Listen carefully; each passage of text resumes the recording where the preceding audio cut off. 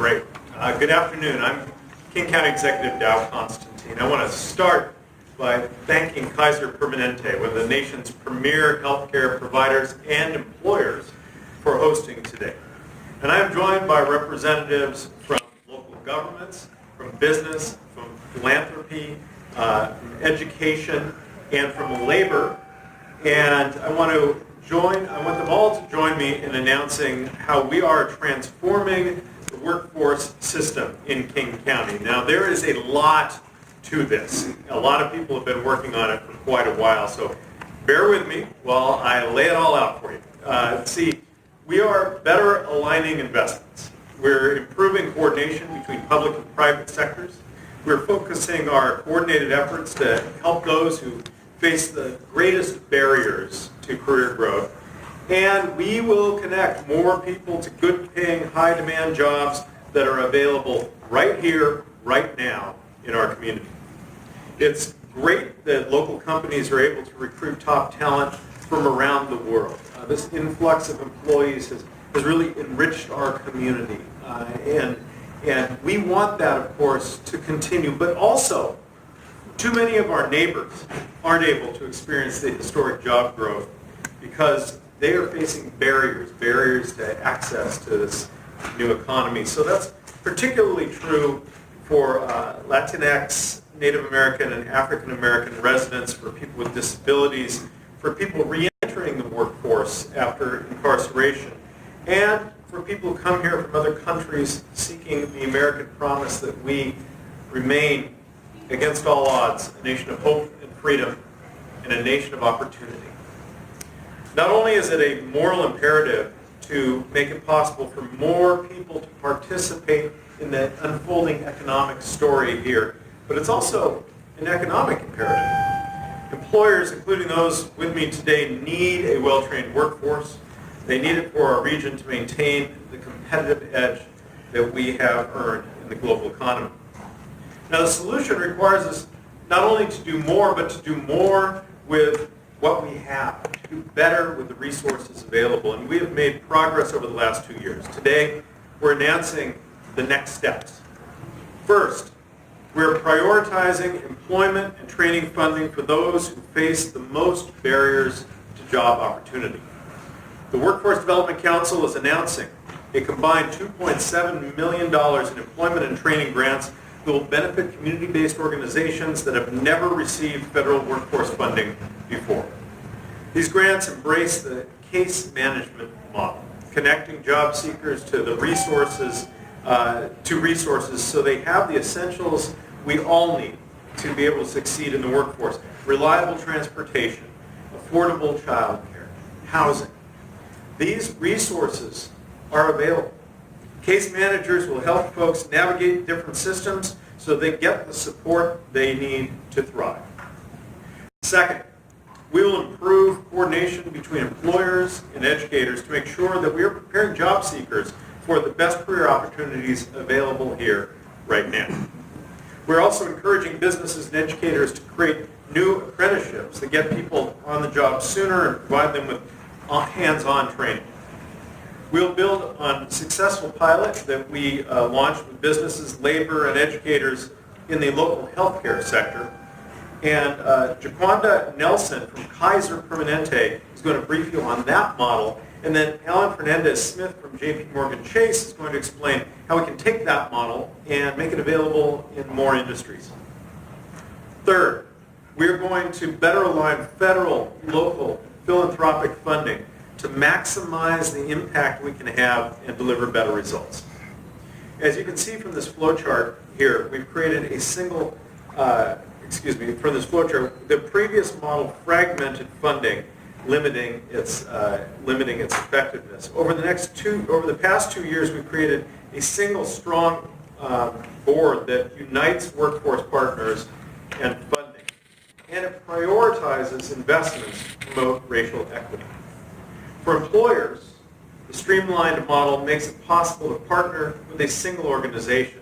The grants include $800,000 in funding made possible by the people of King County, who approved the Veterans, Seniors, and Human Services levy by a very strong margin in 2017. Combining county and federal funding for these grants will reduce administrative costs and it will offer providers greater flexibility. To build on the progress we've made, we must have trusted and proven leadership at the Workforce Development Center. Someone who has expertise in workforce development, someone with a strong and demonstrated commitment to racial justice. Thanks to a nationwide recruitment that included our partners in business, labor, philanthropy, and communities, we have it. Please join me in welcoming the new CEO for the Workforce Development Council, Marie Perosik.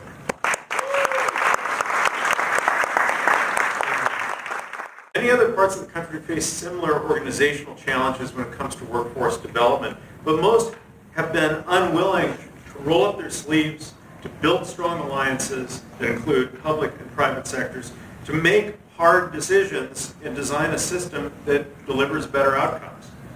But here in our corner of the country, that is exactly what we have done. And I want to thank everyone who helped make this progress possible. We're going to have a number of speakers, including a worker who's benefited from the SEIU 1199 Northwest Training Fund. And also, right now, one employee who has benefited from the work of our partners, Pioneer Human Services. They've invited a special guest to join us today. They provided Greg with the support he needed to rejoin the workforce after serving a 30-year prison sentence. It's a type of inspiring success that we want to see more of as we unite our efforts. Please join me in welcoming Greg.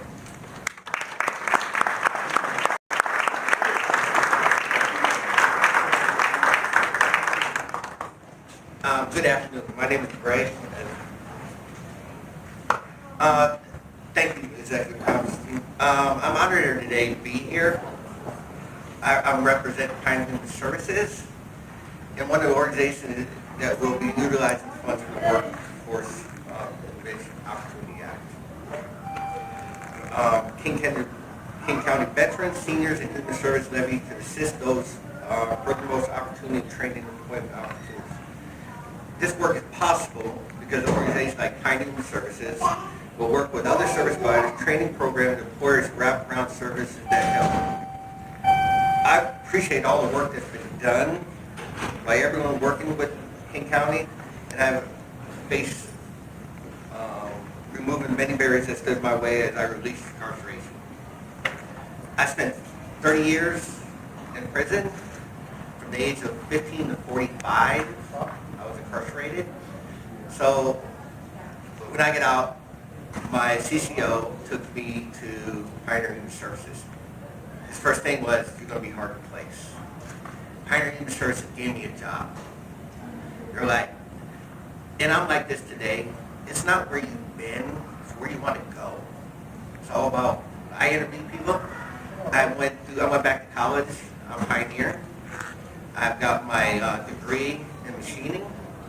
I've got my journeyman card in machinist. I am currently the production supervisor at Pioneer. I make parts, very intricate. I'm in charge of millions of dollar equipment and a lot of people. And I've never forgot where I come from.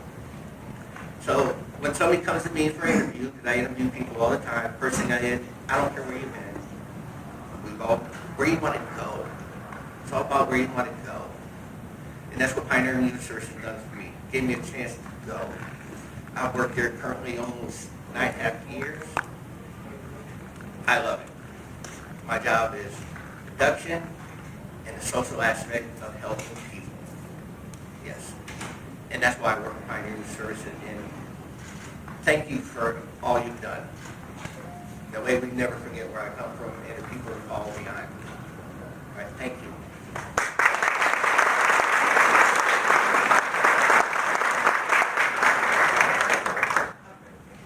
Good afternoon, everyone. I'm Jaquanda Nelson, and I lead Kaiser Permanente's Equity, Inclusion, and Diversity and Workforce Development team. It's truly an honor to be here today and to stand with the county, JP Morgan Chase, fellow employers, and community partners. At Kaiser, our mission is to provide high-quality, affordable healthcare services to improve the health of our members and the communities that we serve. We not only aim to provide equitable care, We're also focused on creating equitable access to job opportunities for people in our community. This work extends beyond us staying true to our values. We understand that we must invest in homegrown talent to build an inclusive workforce to truly be able to provide the great care today and in the future. To be equitable, we have to meet people where they are and extend our resources to lift them up and provide them with the skills and tools they need to succeed. This means we have to work a little bit harder, and as Executive Constantine said, do better with what we already have. So when there are local programs like the YWCA CareerWorks Medical Program right here in our communities, it makes sense for us to partner with them. It makes sense for us to ask our volunteers to go and help them with interview skills and resume reviews. It makes sense for us to show up at their graduation and hire graduates of their programs. Partnership is important. This fall we're launching a medical assistant program, which is the first ever multi-labor, multi-employer healthcare apprenticeship consortium in the nation. And thanks to employers like Swedish Medical, Multicare, University of Washington, and our labor partners, OPIU, UFCW, Local 21, and SEIU 1199 Northwest. The power of partnerships is truly important, and because we did this, we're able to allow people to earn a living wage and also learn at the same time.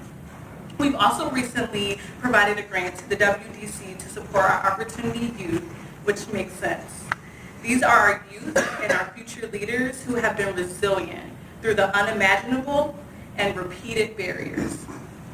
At Kaiser, we know that they have so much potential and they need us and other employers, community organizations, and education partners to reach across and support building them up. It's critical to the health of our communities. This work is huge and we just simply cannot do it alone. We're also a participant of the Healthcare Industry Leadership Table, a workforce development structure that has been an amazing network of employer partners. We have benefited from the education, training, and economic development organizations that have agreed to support us in this journey. And we're truly grateful for the space to learn from each other and take action on the things that we can do together. Kaiser is also a proud member and contributing partner to the SEIU 1199 Northwest Training and Education Fund. Through the training fund, our members can access funds and wraparound services needed for them to grow in their careers and as leaders. I'm proud to introduce Sinitra Pickens, an RN at Kaiser, who will share with you her personal story.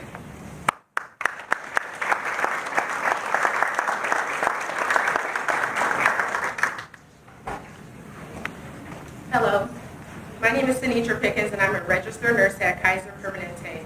I'm a proud member of the SEIU 1199 Northwest Union. In 2011, I began working as an LPN with Kaiser Permanente, Washington. I was a brand new mother. I always wanted to continue my education to become a registered nurse. My husband was working, but we could not survive off of just one income, living in King County. I began looking at options to continue my education while working and achieve my dream of becoming a registered nurse. When I was a kid, my grandma was a brittle diabetic, so she was often sick. And the nurses really stood out to me because they were the ones always at her bedside ensuring her well-being. I began looking at schools that offered the flexibility for me to continue my education and work. I found the program that best suited my needs and began working on admissions requirements. The SEIU 1199 Northwest Training Fund provided me with an excellent tutor to prepare for the test of essential academic skills, also known as the TEAS test, to help ensure I was a competitive candidate for admissions. I was accepted into the program I sought out for, and the training fund also paid for all of my tuition, books, and mandatory supplies up front, and I did not incur any more student loan debt during this program. The SEIU 1199 Training Fund is all about helping working people achieve our dreams so we can provide the highest quality care to our patients. I am very thankful for the support I received from my KP coworkers, management, and the SEIU 1199 Northwest Training Fund for helping me achieve my dream. Thank you for allowing me to share my story.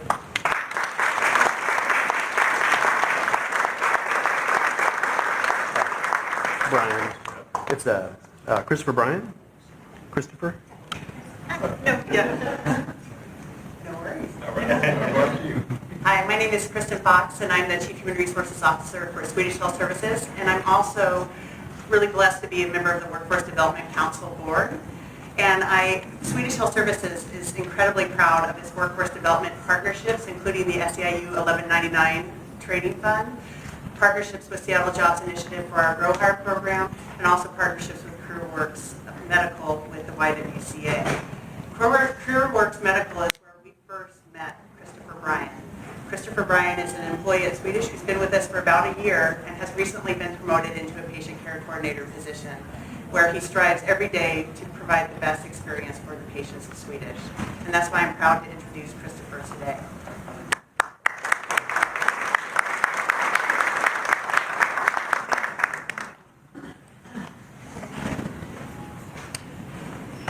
Read off this, I guess. Hello, everybody. My name is Christopher Bryan. Thanks for taking time out of your day to hear my story, one of close to 200 different ones from Medical Works so far. Before Medical Works, almost like every other person that's a poverty-level family of 4, bouncing between 1 to 2 checks, I hope that we could actually pay our rent this month before that 3-day notice hits on the door. That's where we were. I wrestled with anxiety, depression, poor health, an overwhelming sense of unworthiness, a cloud of failure from every employment venture I had since I moved back up here. I was enrolled in a similar program called RISE for about a year and a half, and weren't successful for advancing me to where I could get a career, but they are part of the story, because I decided that I wasn't going to be doing this anymore and just kind of settle for a simple job. My caseworker came to me and said, my caseworker Carmen said, how about a little, sorry. Carmen said, how about a little interest in medical administration? It perked my ears because 5 years before, I had actually tried to go and get my radiology tech certificate at Highline. And poor health had jumped on me at that time, so I had to stop. I felt like this was my last try to get something done, for something for my family and for my soul.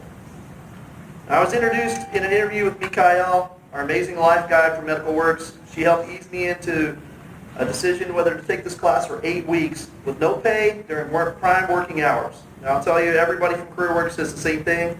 All the alumni, that's a hard sell. 8 weeks, no work. You just don't know what's at the end.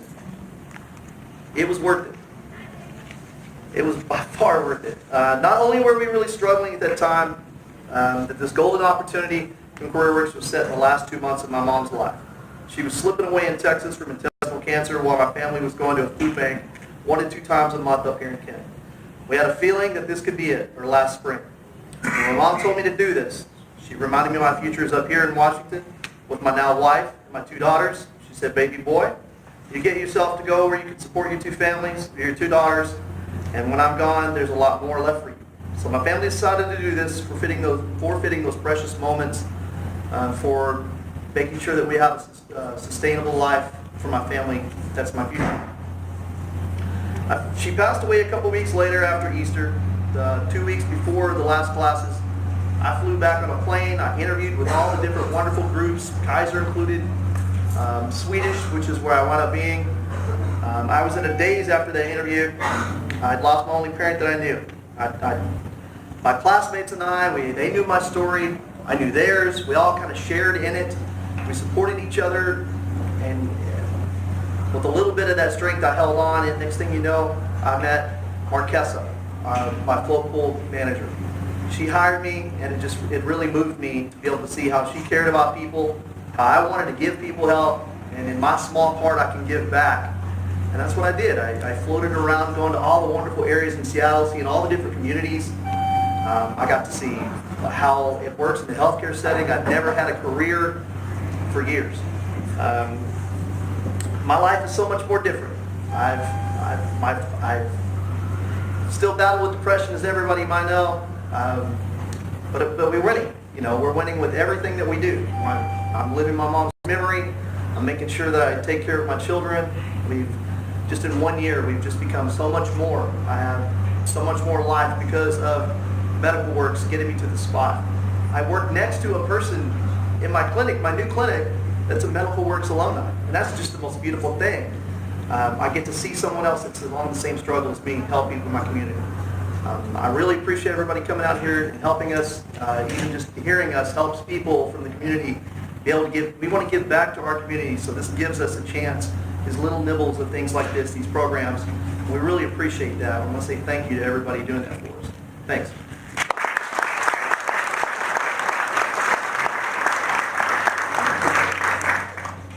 Good afternoon. I'm Alan Fernandez-Smith with the J.P. Morgan Chase Foundation, and I'm thrilled to be here today in the greater Seattle area. First off, I just want to say thank you to all of the speakers and sharing your personal, heartfelt stories. I know it's not always easy to be up here and share those words and kind of the personal things that you've been through, but that truly is a testament to why we're doing this work and the importance of the Workforce Development Council and all the workforce pieces that come with it. At J.P. Morgan Chase, we're a global firm, but we believe in local impact, and that's one of the reasons that we've deepened our strategy around workforce development.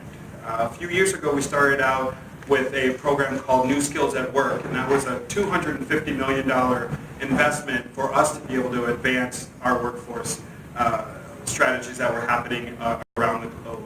We realized that how successful that was to really look at that global and that local piece, and so we've re-upped that amount and are actually looking now at about $350 million going globally into workforce. And so as we think about the local impact of that for the greater Seattle area in Kings County, what we've been able to do is actually help to be part of the newly reestablished Funders Collaborative here around workforce, and that's chaired by J.P. Morgan Chase with many of the partners that you see here. And one of the announcements that we're most excited to share is that J.P. Morgan Chase is putting forward a $600,000 grant to WDC to advance its next generation model to help to bring the workforce development field into first within healthcare, but then move it further into some of the other aspects of greater Seattle area. So just wanted to say thank you for that, and thank you to Kaiser for hosting us, and we're really excited about the work ahead.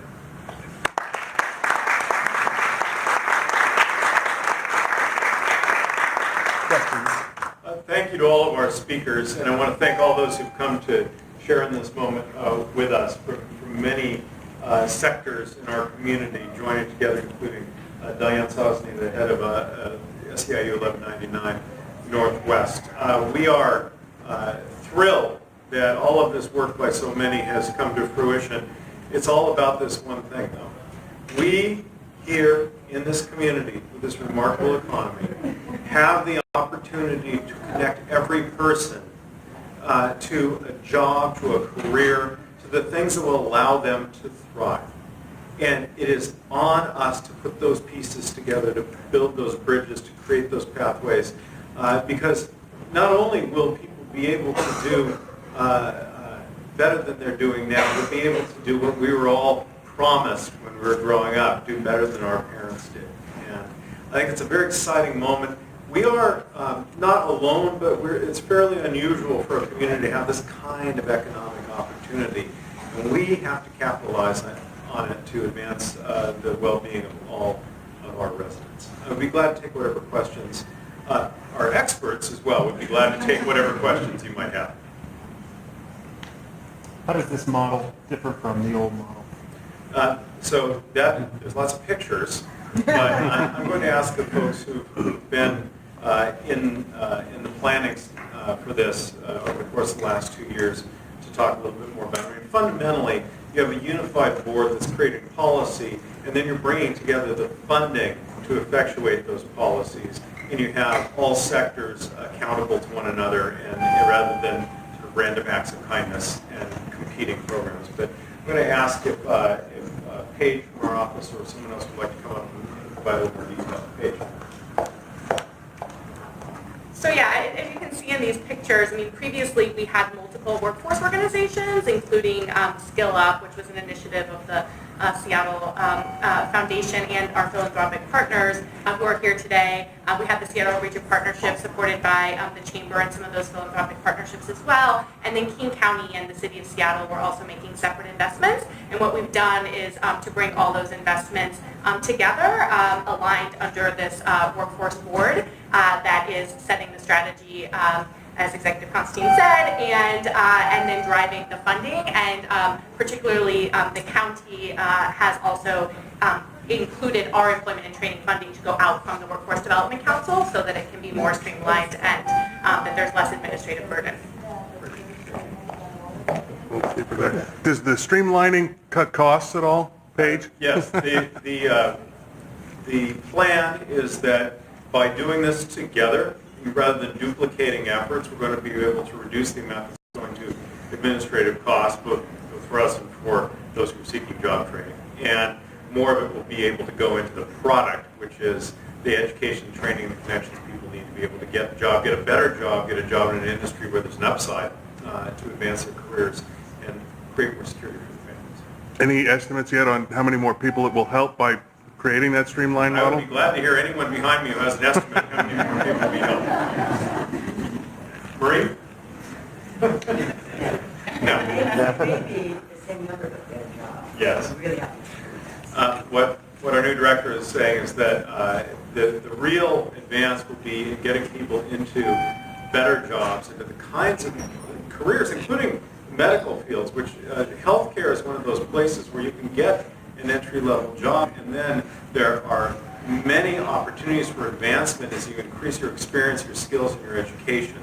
And we want people to get into those kinds of industries where it's not a dead end, but it is an opportunity to pursue your dreams, pursue your interests, be ambitious, and be successful. We got time for one more. Why is this so important? You know, I think that for all the challenges that we see around us with the sort of effects of this unprecedented prosperity, we also have unprecedented opportunity for people, not just those who are starting to be left behind by this economy or being squeezed out, but people who for generations have not had opportunity, for generations have been shut out of economic advancement. This economy is creating that capacity, and our job as public leaders, as private sector and philanthropic leaders, as labor leaders, is to create the connections that don't exist right now so that people can grab onto that first rung of that economic ladder and climb it to secure a better future for their families. Thank you so much for being here today. It's an exciting day for our region. Thank you.